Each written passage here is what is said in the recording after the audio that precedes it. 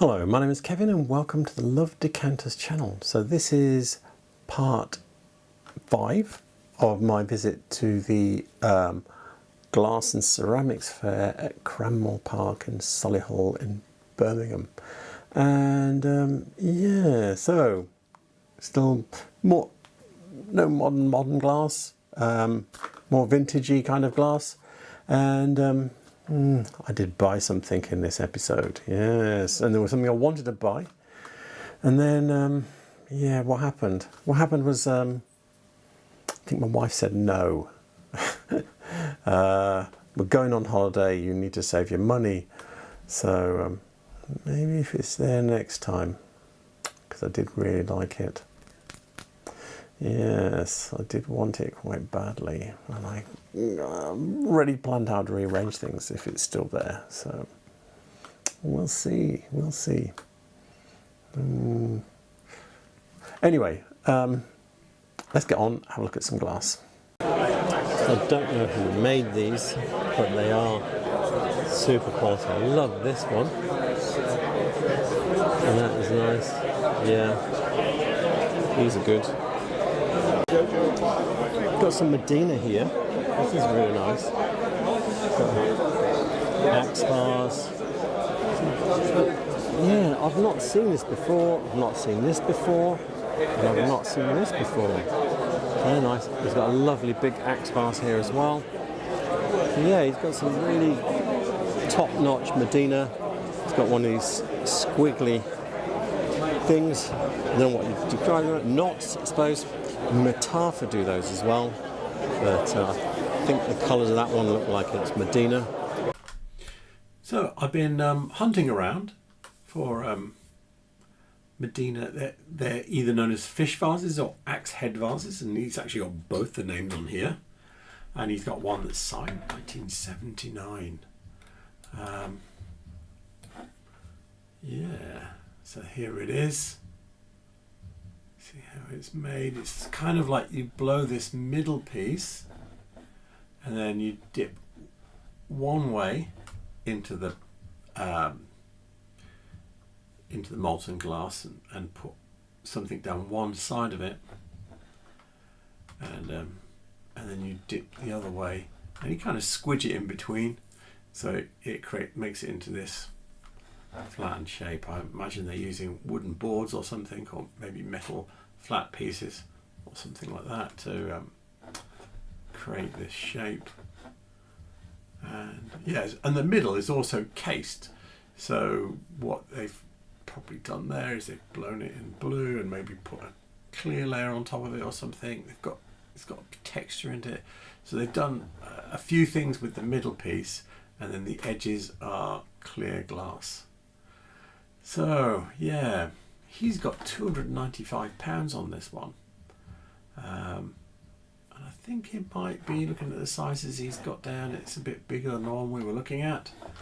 I've been also looking in here, and the price is a bit all over the price. I think his price is the top price, although this one, right, okay, is that actually signed by Michael? Oh, it's Etsy, so that one's on Etsy, so that's why it's so much, but you get the idea of the prices. This is an up-and-coming thing. These axe head, if I was to go back 5 years, you'd have probably got them all for under 100, and now there's only one that's under 100 out of all of these, or two, no, but this one's small. I've actually had a look at it, and it's like a 16 centimeters, which is 6 inches, so which means it's quite small. So yeah, and as you can see, there's a lot of variety in them. So if you've got deep pockets now, there would be a thing to collect, especially as I don't think they're going to go down in value. If you can find one that's signed by Michael Harris, you're definitely in the money. So Michael Harris was the guy that set up the Medina factory, and some of them, the early ones, are signed by him. Yeah, so finding a signed one, that is where your money's at. I did actually try and find other bowls in the other shapes and things, and yeah, no touching them. This kind of like a bunch of common shapes and stuff, and then you've got unusual things, and those fit into that category, the unusual things. So yeah, that's where we are with that. And also I think that they're still going, and they do have a website, so you can look at what they're currently doing at the moment if you really want to. It's got some Isle of Wight glass here, and yeah, I've seen stuff like this before. I think I'll be able to find it again. So that is quite nice. It's a bit like Graal glass in its look. Isle of Wight glass is an offshoot of Medina. So Michael Harris set up Medina Glass in Malta, and then there was some altercation with the government or something. But anyway, he left, came to Isle of Wight, set up a new factory, and yeah, so this is one of the things. So I won't find exact matches. There's different styles of glass. Your chance of finding exact matches, because it's an art glass factory in a way, or studio factory. So lots of different. But the blue bowl is in this style here. It doesn't really give me. Yeah, doesn't really give me a lot of information. So Isle of Wight glass, Richard Golding glass. Yeah, I was hoping. I know that there's more info than this around, but anyway, that's the blue bowl, is in that style. Then one of the, I think this is called Jazz. This, I'm not certain, but this is another Isle of Wight thing, with this kind of, I think it's like a sand picture or some kind. I don't know how they do it, but obviously they're art glass people, and this is what they're good at. Doing weird and wonderful things with glass. And then the last one is kind of like in this style. It's a bit paler, but with these random strappings going round, iridescent glass. Now what's funny is I was looking at this and at the one that was there, and what it put me in mind of is Phoenician glass. So Phoenician glass is also from Malta. A couple of guys left from Medina Glass, created Phoenician glass, and yeah, so if you look at this, is iridescent, random straps. This is some Phoenician glass, iridescent, random straps. Not all of their glass looks like this, but you get a lot of their glass has this look to it. So I don't know if they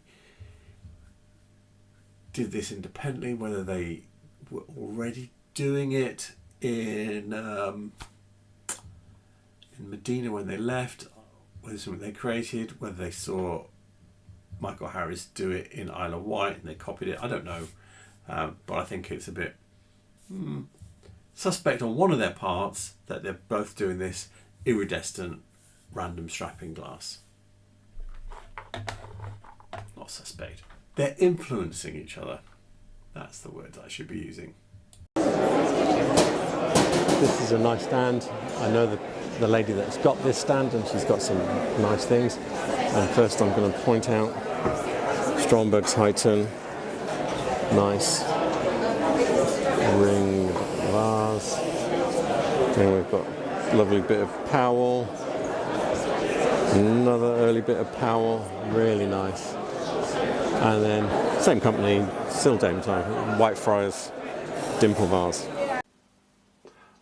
What we're looking at is the Journal of the Glass Association, volume 8 from 2008, and within it, it has a facsimile of a catalogue for an import company called Elferson, who imported glass from Sweden made by Stromberg's Heighton.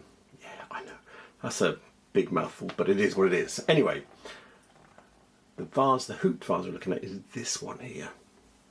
Yeah, so this is from the early 1930s. Yeah, I'm coveting it a bit, but I didn't buy it. I have that one and that one already. And I have this one here. But anyway, I didn't buy it. It was a lot of money. There was another vase I liked as well, and then my wife said no. Anyway, we'll get to that.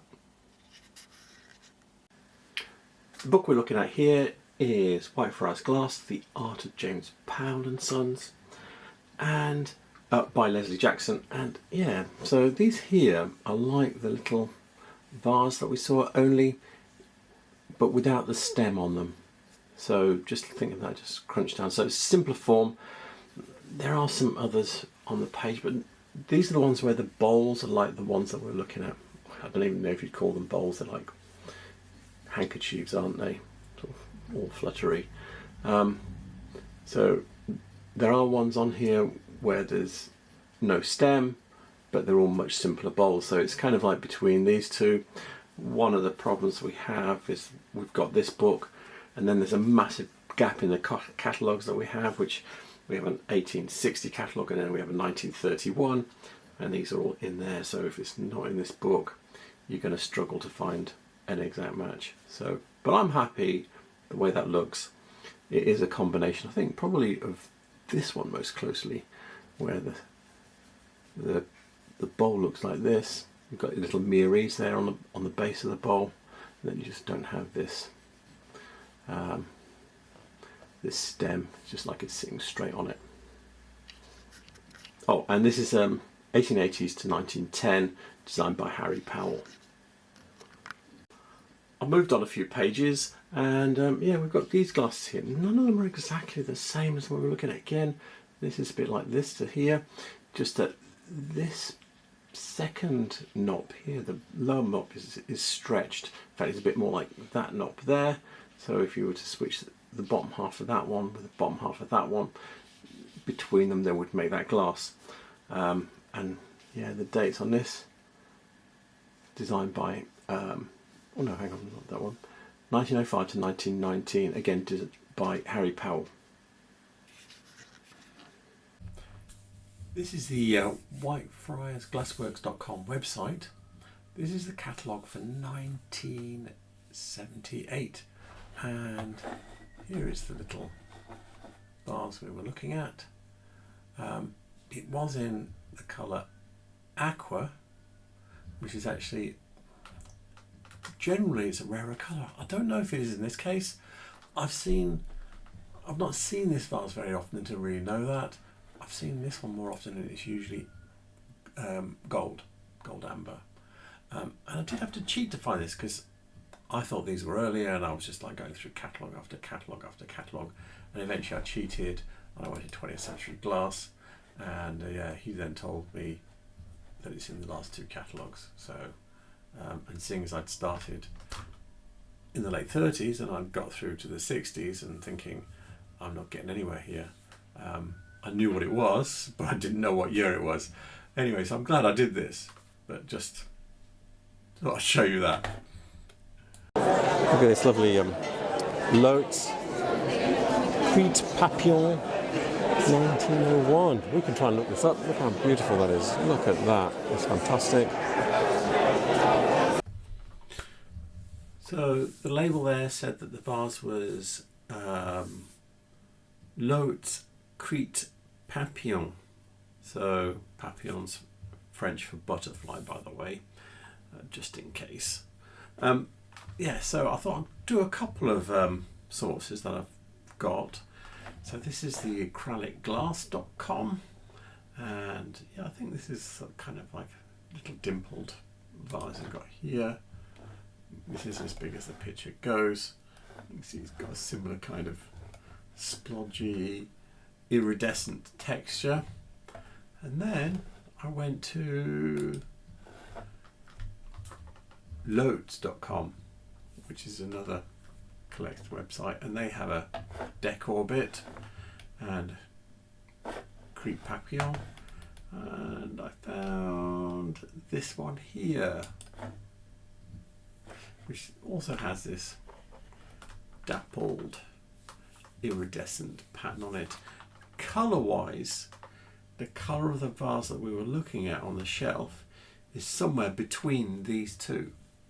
If you look at the, can we go back to where we were looking, you can see there's like a number of different colours. These are look mainly greenish kind of looking here, but some of them are a bit bluer, darker. But when you're looking at the acrylic ones, I noticed more of them a bit more yellowy. Just is what it is. That's what they are. And I did have a look and see decor index overall. Could it be something else in here? And no, I don't think so. I think it's that one. There's lots of iridescency things, but when you look at them, they're not quite the same. So there you go. This one's a real mix of things. You've got this Dartington Marguerite vase, and yeah, this is not the usual colour you get, so that makes it stand away from the usual £10 clear ones. And yeah, you've got a couple of acrylic vases there. The book we're looking at here is Dartington Glass, The First 20 Years by Linda and Stuart Smithson. And this is the green vase that we were looking at. It's called Marbella Marguerite, or Marguerite vase. Now, I think I was saying it was Daisy, and yeah. Anyway, it does come in green. It says dark blue, green, and clear. Now, this one I think is rarer than the Daisy, and the only real difference is that the Daisy just got like little leaves. These have got like more complex leaves. The flower looks a little bit different, but the real thing is that the leaves are more complex. Now, if I flash back in time, so this is from 1978 to the Daisy here, you can see what I mean. It also doesn't come in green, so but you can see it's just got like little simple leaves coming off it, and the flowers look a bit simpler as well. We're looking at the acrylicglass.com website, and we're actually looking in the acrylic section because there's lots of different companies. There's Baronet, Acrylic, Loetz, Palm Koenig. Anyway, there's a whole bunch of them. Veltz is a good one. That's a really good resource of Veltz. Anyway, regardless of that, this is the applied fruit section. If I go back one, this is how you look at it. You can go through these and go, oh, is there any of these? And it looks a bit like this-ish. So you click on that one, you get a few different examples. And yeah, so the vase with the purple cherries on it wasn't this shape. Come on, there we go, spring to life. But these cherries look like they were done by the same hand. Just the way that the glass is trailed, the colour is just spot on. I'm happy that, yeah, that is definitely acrylic, because there's so much of the Czech stuff that's mislabeled to different companies and everything, but yeah, spot on. Well done. Yeah, she's got another piece of Stromberg's Highness goblet with green in it. That is really nice. I don't have that one. Yeah, that's really, really nice.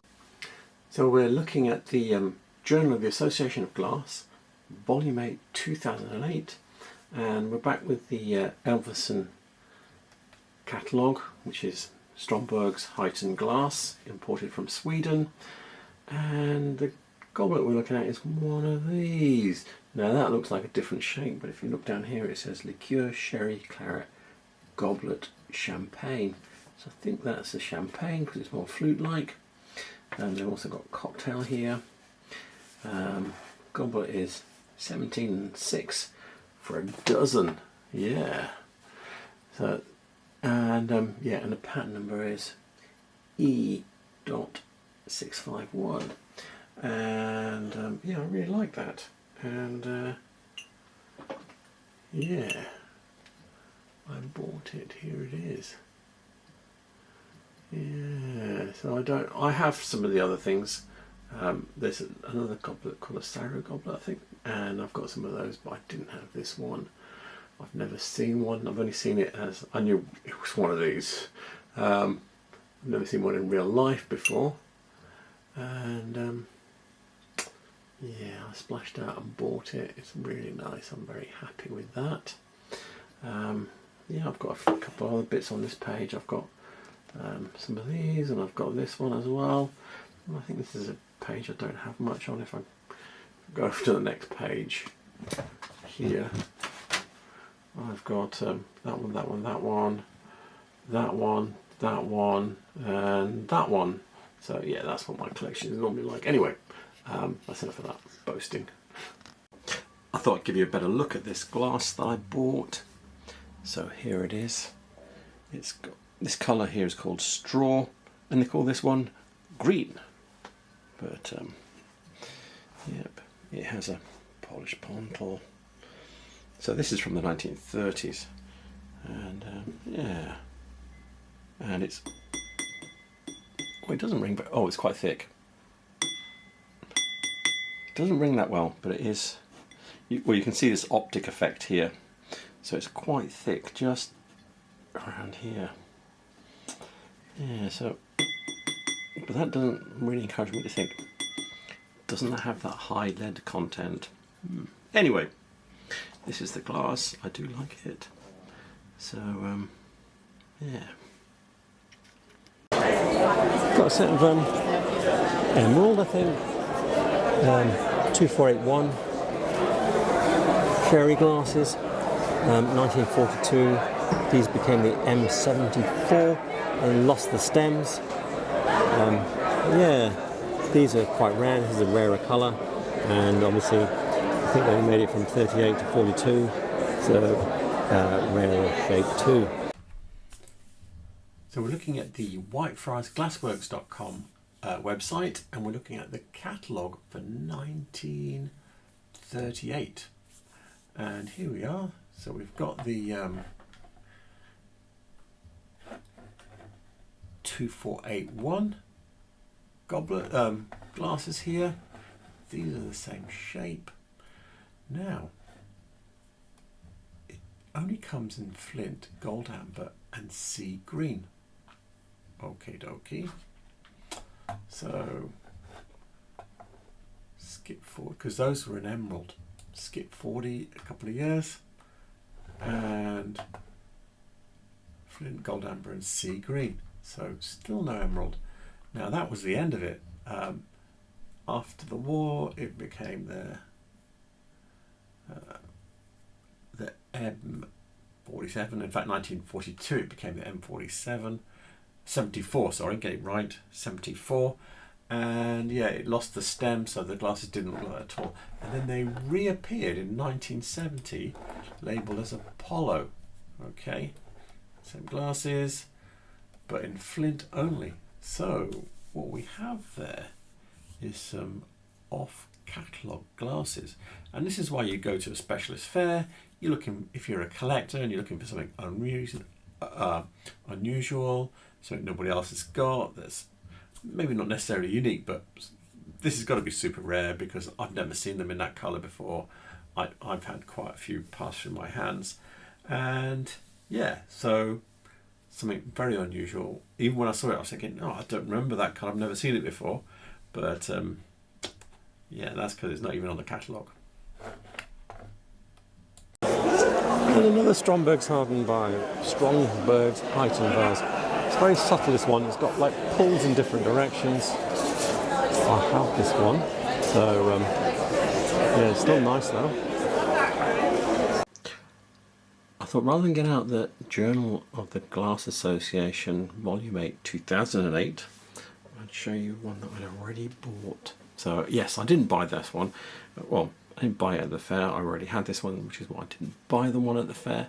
But anyway, I thought I'd show you it because if you look at it just like this, it doesn't look like anything really. So when you start to move it, you realise, oh, there's something going on optically with it. Can you see? It's got all these pulls in it, and if I hold it at a different angle, can you see?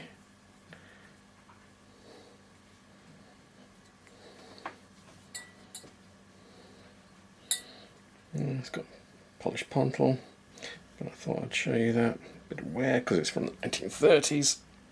Can you get it back where it was? There you go. So there you go. So I just thought I'd show you something that's at first glance is not obvious. What makes it stand out, and when you pick it up and turn it around or look at it from different angles, you can see that there is something a bit odd with it, and it's these pulls. You can't, on the outside it's smooth, relatively smooth, but on the inside you can really feel the bumps and lumps. We're coming to my favourite piece here, and I have to stand away quite a long way to get it all in. Yeah, it's a massive, look at, there's my hand, massive vase, Stromberg's Heighten vase. Yeah, I don't have it in this size. I've got other colours and everything. That is really, really nice. I know it's kind of plain, but sometimes I like that. Really nice. I thought rather than show you the line drawing again out of the Journal of the Association of Glass, Volume 8, 2008, I'll show you one of the vases that I have. So this is the same pattern, but it's smaller, and it's in straw. So the one I think it was blue. I do have a bigger one than this, but it's in dark green, and this to show you the features of this is better, I think. So because you can see, if you do this, it's optically split into 6. I don't know if you can really see it, but when you do this you can see it. Can you see? Yeah. And then obviously polished pontal. Yeah, it's lead glass. So yeah, and it's got this, if you look at the in, I don't know if you can see it, get it at the right angle, can you see it? It curves in, and it's got like scalloped edge, but very mildly scalloped. There's one other thing I want to show you. So this has some reactive content in it. So let me show you this. I don't know if it's too light, I think maybe, but can you see? It's quite light, but look at that. So yeah, there is some uranium to make this colour. Check this out. Italia Festivo candlestick. They're a bit like the Wedgwood ones, where they have rings in, and the rings vary, and that impacts the value, which is why this is 1, 2, 3, 4, 5. 1, 2, 3, 4, 5, 6. It's got 7, and that's why it's 125, because I've never seen the 7 one. So yeah, pretty rare. I'm here looking at 20th century glass, and here is one of the candlesticks, and you can see, yeah, if the texture was more like vertical stripes, then it's someone else. So there are a couple of others, I think one's German, can't remember the other one, that look a bit like this but are not quite this. Now this one's only got 4 rings, the one we were looking at had 7, and I thought I'd go to eBay and see what the prices for 7 ringers are, and this was £125. I saw one that would cost you 120 including postage, but it'd be coming from the States, so I think you might have to pay some customs on top of that, and that was the cheapest, so the prices go up to like 170 odd plus. So yeah, so if you want a 7 ringer, the 1 and 2 ringers are quite cheap, but forget all that. Yeah, I found something much cooler than knowing about the price. Look at this. Look at the candlesticks. I mean the candles. Look at them. So I saw it on one of the boxes when I was looking through, and then someone's selling a pair in the United States, which have got the original candles on, which are like little, look, they're cute, aren't they? They're lovely. Where do you get them from though? Yeah, I want some Festivo candle holders, and with the candles like this, I want these. Anyway, so I thought I'd show you that. So this, me saying I want that, shows you that makes a bit of a price difference. I don't know if there's any way you can get anything like that now unless you made it yourself. Classic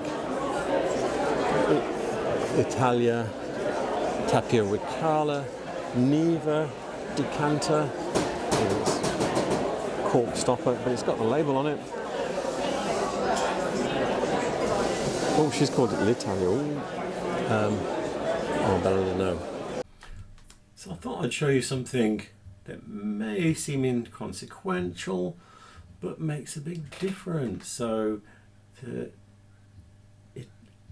Italia Neva decanter that we were looking at, or carafe, depending on what you want to call it, was £100 there. So this one, actually in Australia, so it's still near that.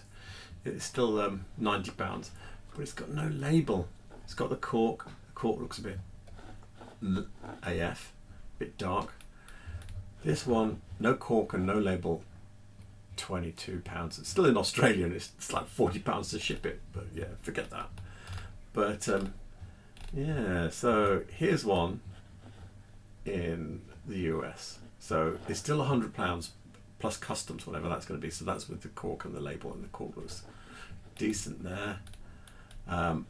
One without the label, that's £100. So it shows you, and if you look at the other bits and pieces, they're similar. So these got no labels, and then you see something with a box or a label. And can I find anything with a box? Yeah, so look at this. I think this might be with a box. It's some mint sticker with the label. That's just crazy prices, but yeah. So you see what I mean? Oh, that's cheap though, but it says in the United States, so it's still costing you £95 plus the customs to get those. So those look cheapish for having the label. So yeah, it does. Look, there you go, a pair of tumblers with the box and everything. Free postage from Japan. Yeah, but it's still virtually £100. So shows you things like boxes, labels, cork stoppers make a difference, and you should figure that in the price when you're going out and buying these things. These are cool. The guy, the designer, yes, Tapio. I never know how to. Ricala. I'm probably saying it wrong, but anyway, yeah, cool guy with a big moustache and a pipe, but and did some really kind of ahead of his times kind of designs. But anyway, yeah, so that's what makes the value, is this guy, and his designs are a bit out there for the time period. So anyway, there you go. So I hope you enjoyed that. I did. It was fun pulling out a couple of bits of my own glass to show you, rather than just line drawings in the book. Yeah, so, and with that said, this is all from one dealer as well, by the way. With that said, all the references I will use will be in the description below. So will the contact details for Premier Fairs. I think there's another fair coming later this. I think it's in October. And what else? And please remember to like and subscribe. So thank you for watching. Have a good night. Good night.